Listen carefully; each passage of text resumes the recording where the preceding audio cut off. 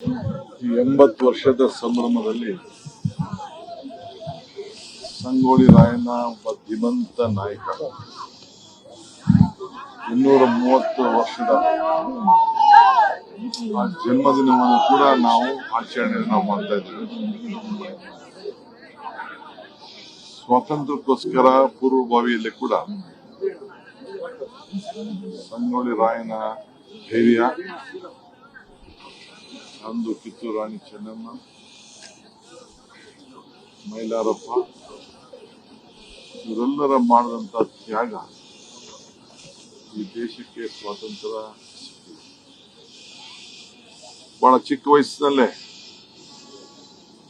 ಈ ದೇಶದ ಸ್ವಾತಂತ್ರ್ಯದ ಸಂಗ್ರಾಮಕ್ಕೆ ಪ್ರಾಣ ತ್ಯಾಗವನ್ನ ಮಾಡಿ ಇವತ್ತು ನಮಗೆಲ್ಲರ ಅವರ ಹೆಜ್ಜೆ ಗುರುತುಗಳು ನಮ್ಮ ಯುವಕರಿಗೆ ಸ್ಫೂರ್ತಿಯಾಗಿದೆ. ಇಂಥ ಸಂದರ್ಭದಲ್ಲಿ ಇಂಥ ನಾಯಕರುಗಳು ಈ ದೇಶದ ಐಕ್ಯತೆ, ಸಮಗ್ರತೆ ಮತ್ತು ಶಾಂತಿ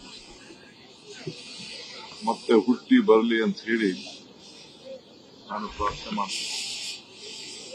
ನಮ್ಮ ನಾಯಕರಾದ ಸಿದ್ದರಾಮಯ್ಯನವರು ಇಂಥ ಹೋರಾಟಗಾರನ ಹೆಸರು ಶಾಶ್ವತವಾಗಿ ಉಳಿಯಲಿ ಅಂತ ಹೇಳಿ ಇವತ್ತು ಬೆಳಗಾವಿ ಜಿಲ್ಲೆಯಲ್ಲಿ ಒಂದು ಐತಿಹಾಸಿಕವಾದಂತಹ ಕ್ಷೇತ್ರವನ್ನು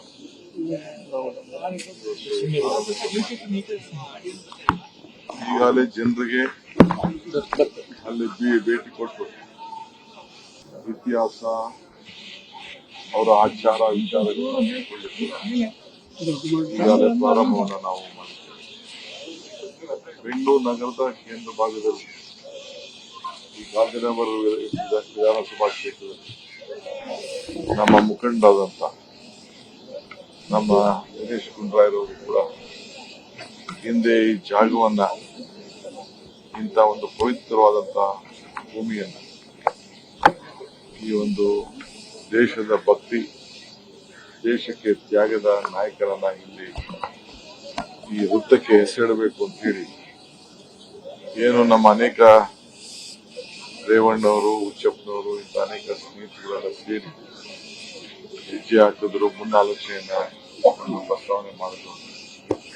ಅದಕ್ಕೂ ಕೂಡ ಒಪ್ಪುದನ್ನು ನಾವ್ಯಾರು ಕೂಡ ಮರೀಲಿಕ್ಕೆ ಸಾಧ್ಯ ಇಲ್ಲ.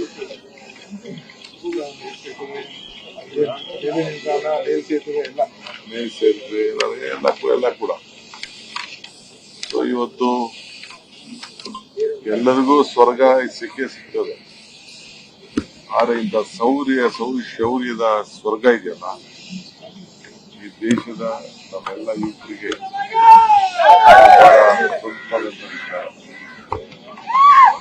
ಶಿಕ್ಷಣ ಕೂಡ ನಮ್ಮ ಹಕ್ಕುಗಳನ್ನ ಅವರು ಅವತ್ತಿನ ಕಾಲದಲ್ಲಿ ಪ್ರತಿಪಾದನೆಯನ್ನು ಮಾಡಿದ್ದನ್ನ ನಾವೆಲ್ಲ ಸ್ಮರಿಸಬೇಕು. ಸೊ ದೇಶವನ್ನ ರಾಯಣ್ಣವರ ಹುಟ್ಟಿದ ದಿನ, ಸತ್ತ ದಿನ ಇವೆರಡು ಕೂಡ ಈ ದೇಶದ ಇತಿಹಾಸ ಪುಟದಲ್ಲಿ ಸೇರಿದೆ. ಸ್ವಾತಂತ್ರ್ಯದಲ್ಲಿ ಮತ್ತು ಇವೆರಡೂ ಕೂಡ ಹುಟ್ಟಿದ್ದು ಸ್ವಾತಂತ್ರ್ಯ ಒಂದು ಕಾಕತಾಳಿಯಂತೆ ನಾವೆಲ್ಲರೂ ಕೂಡ ಅವ್ರನ್ನ ಸ್ಮರಿಸ್ತಾ ಇದ್ದೇವೆ. ಅವರ ಹೆಜ್ಜೆ ಗುರುತುಗಳು ಯುವಕರ ಬದುಕಿನಲ್ಲಿ ಪ್ರತಿಯೊಬ್ಬರೂ ಕೂಡ ಮೈಗೂಡಿಸಿಕೊಳ್ಳಿ ಅಂತ ಹೇಳಿ ನಾನು ಕರ್ನಾಟಕ ರಾಜ್ಯದ ನಿಮ್ಮೆಲ್ಲರ ಸೇವಕರಾಗಿ ನಾನು ಪ್ರಾರ್ಥನೆ ಮಾಡ್ತಾ ಇದ್ದೇನೆ. ಮತ್ತೊಮ್ಮೆ ರಾಜ್ಯದ ಎಲ್ಲ ಜನತೆಗೆ ಈ 80ನೇ ವರ್ಷದ ಈ ಸ್ವಾತಂತ್ರ್ಯದ ಶುಭ ಸಂದರ್ಭದಲ್ಲಿ, ಸಂಗೊಳ್ಳಿ ರಾಯಣ್ಣ ಜನ್ಮದಿನ ಸಂದರ್ಭದಲ್ಲಿ ಶುಭ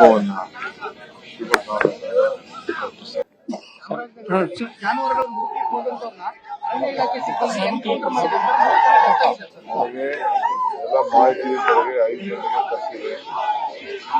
ಮ್ಯಾಜಿಸ್ಟ್ರೇಟ್ ಯಾವುದು ಕೂಡ ನಾವು ಮಾಡಿದ್ದೀವಿ. ವಾಸ್ತವಾಂಶ ತಿಳಿದಿದೆ. ಮಾಧ್ಯಮದಲ್ಲಿ ಈಗಾಗಲೇ ವಿಚಾರಗಳನ್ನೆಲ್ಲ ಇಲ್ಲ ತೋರಿಸ್ತಾ ಇದ್ದಾರೆ. ಅಲ್ಲಿ ಅರಣ್ಯ ಪ್ರದೇಶದಲ್ಲಿ ಈ ಘಟನೆ ನಡೆದಿದೆ. ಇವೆಲ್ಲ ದಾಖಲೆ ವಸ್ತುಗಳನ್ನೆಲ್ಲ ಬಂದೂಕೆಲ್ಲ ಕೂಡ ಸೀಸ್ ಮಾಡಿದೆ. ಒಬ್ಬರನ್ನ ಸಾಗಣೆ ಮಾಡುವಂತ ಸಂದರ್ಭದಲ್ಲಿ ಸಾವು ಒಪ್ಪಿದೆ. ಮಿಕ್ಕಿದವನ್ನೆಲ್ಲ ವಶಕ್ಕೆ ಇಟ್ಕೊಂಡಿದ್ದಾರೆ. ಆ ಏನು ಒಂದು ಶಿಷ್ಯ ಶರೀರಗಳನ್ನು ಕೂಡ ಇವತ್ತು ಪರಿಶೀಲನೆ ಕೂಡ ಎಲ್ಲ ನಡೀತಾ ಇದೆ. ಸೊ ಎಲ್ಲ ನಮ್ಮ ಮ್ಯಾಜಿಸ್ಟ್ರೇಟ್ ಅವರು ಎನ್ಕ್ವೈರಿ ಮಾಡಿದ ನಂತರ ಮಿಕ್ಕಿದ ವಿಚಾರ ರಾಜ್ಯದ ಜನತೆ ಗಮನವನ್ನು ಹರಿಸಿದ್ದಾರೆ. ನ್ಯೂಸ್ ಫಸ್ಟ್ ನಿರ್ಭೀತಿಯಿಂದ ನಿಮ್ಮ ಪರವಾಗಿ.